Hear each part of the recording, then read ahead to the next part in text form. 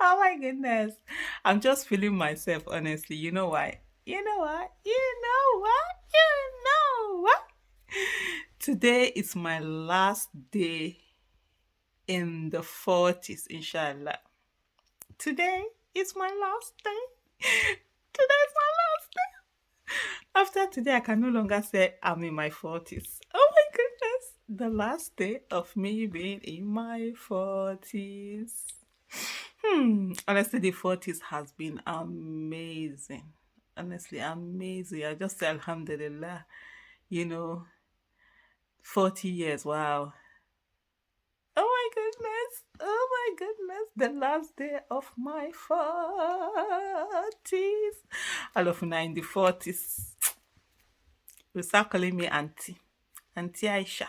You know what I meant? Auntie Aisha.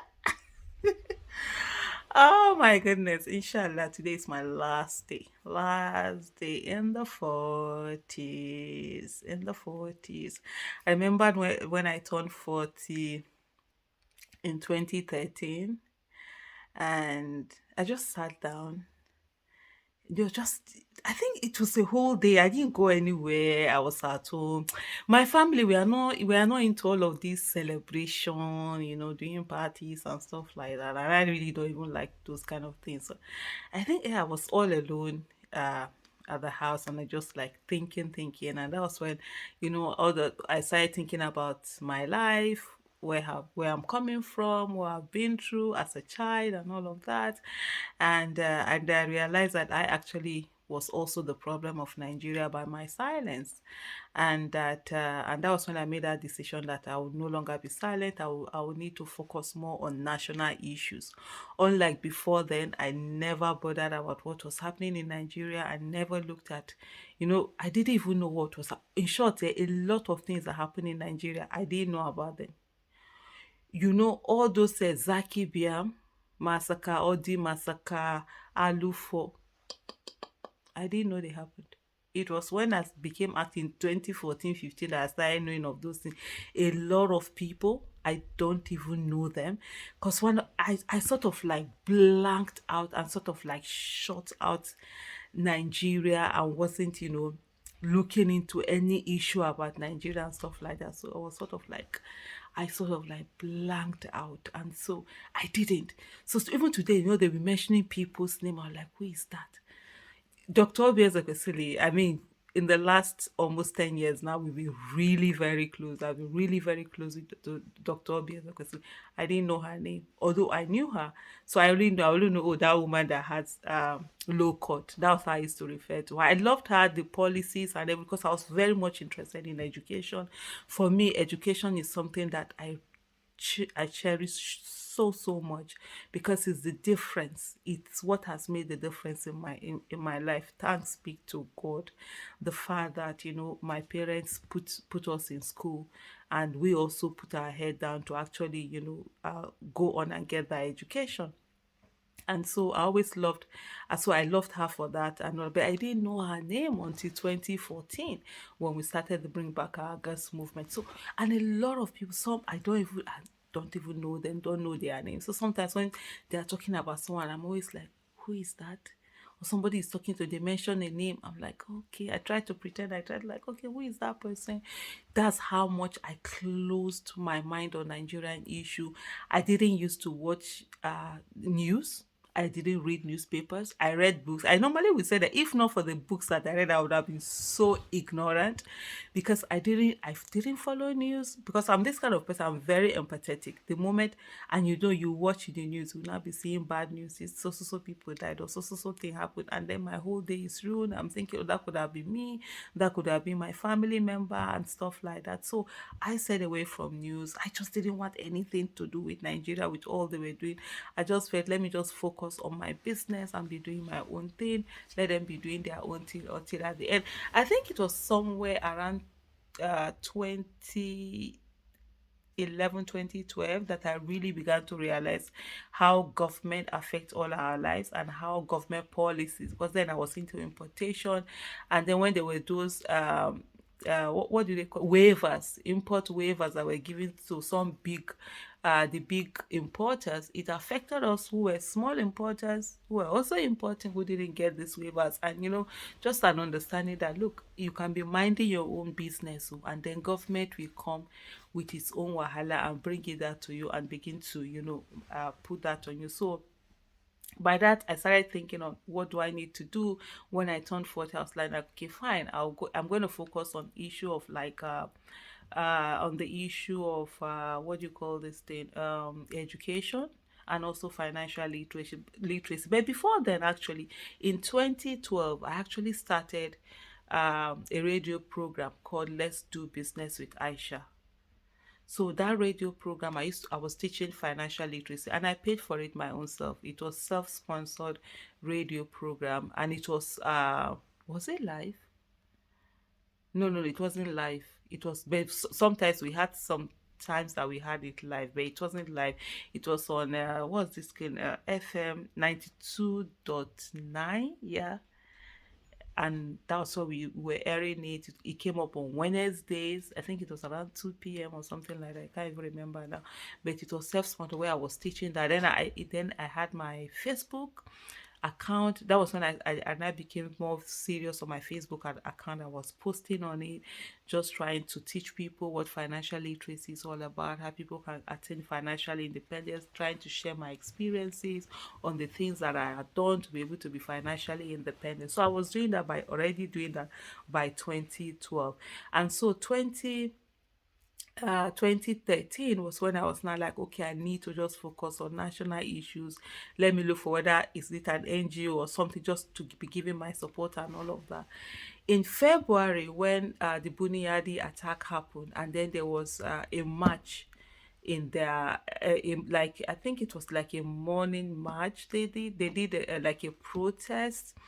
So when they did, I remember sitting down with my husband and we were watching the telly. My husband was watching the telly. I was sitting with him, and that one loves to watch news. And then we saw it, and I was like, "Oh my goodness! If I had known when they were going to do it, that I would have joined them." So that was February 2014, and then April 2014. That's 4 months after my 40th birthday was when Chibok girls were abducted. And then that first protest, I was on the streets. And it's even quite funny how I got to know about it because, like, I remember I told you I don't watch TVs, I don't do all of that. So it was a friend of mine at the gym that was now like, oh, there's going to be a protest for those girls that were taken away. And I was like, I thought they had all been brought back. Sure, the government has said that the girls had been brought. She was like, no, it wasn't, it was a lie. They didn't bring them back and all of that. So, and I'm like, okay, what are they going to wear? She said they're going to wear red.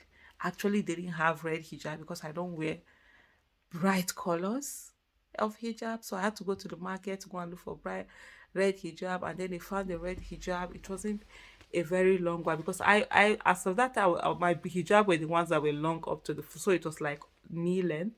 So I now bought another black, sort of like black, long black dress. And so that was how I went on that first protest to the for the to demand for the rescue of Chibok girls. And the rest, like they say, is history. It's been 10 years of advocacy, national advocacy. It's not 10 years.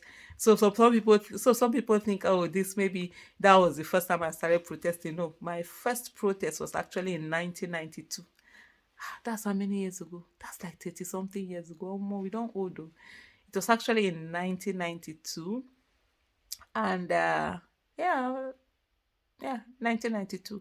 And it was in the university, Usman Danfodio University. That was where first started my university. And I can't even remember what the protest was all about, but we did that. Then subsequently also in ABU Zaria, because I attended ABU Zaria. I participated in a lot of protests. I also participated in election of SUG. We're part of the campaign team. And so all of this in the politics, my first time of politics is not actually national politics, but school politics. And also, like, I was also department vice president of my department. I did that in BUK, where I finally got my first degree. But I never did there was never a protest in BUK. What's there now? I didn't do any protesting in BUK. But anyway, like I said before, today is my last day in my 40s, inshallah. Today is the last day of my 40s, inshallah. I need to be serious. I need to. I need to.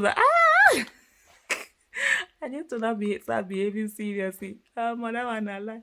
My daughter used to say that I behave more like a teenager than she does. That was when she was a teenager. She's no longer a teenager. My last child is actually, she's 22. She turned 22 a few days ago, anyways.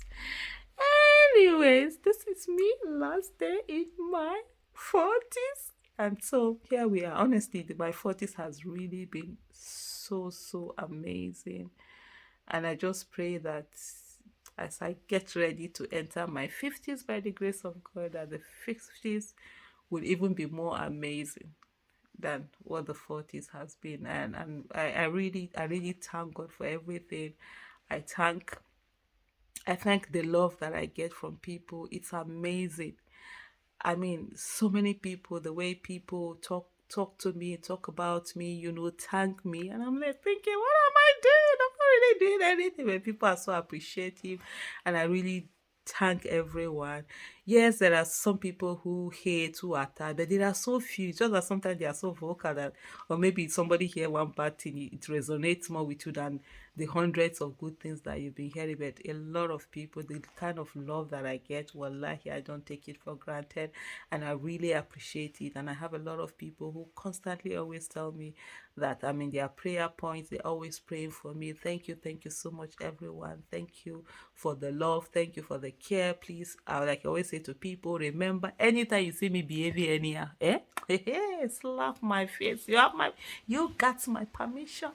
Slap my face and drag me back and tell me whether I know one think well. If you say my head on the turn, not the one that you see somebody you be behaving after all, after everybody, the person will be behaving upside down. God forbid, if you ever see me behaving upside down, take the issue. I want slap you now. Take give me reset me back to factory setting. But anyway, on a more serious note, it's I really appreciate, and it's really been a journey, and I thank God for everything. I thank the Almighty Allah for keeping us this long, and yeah, man. So by tomorrow now, I'll be like half a century old. Oh shit. Anyway, today is my last day in my 40s, inshallah. Thank you. Bye.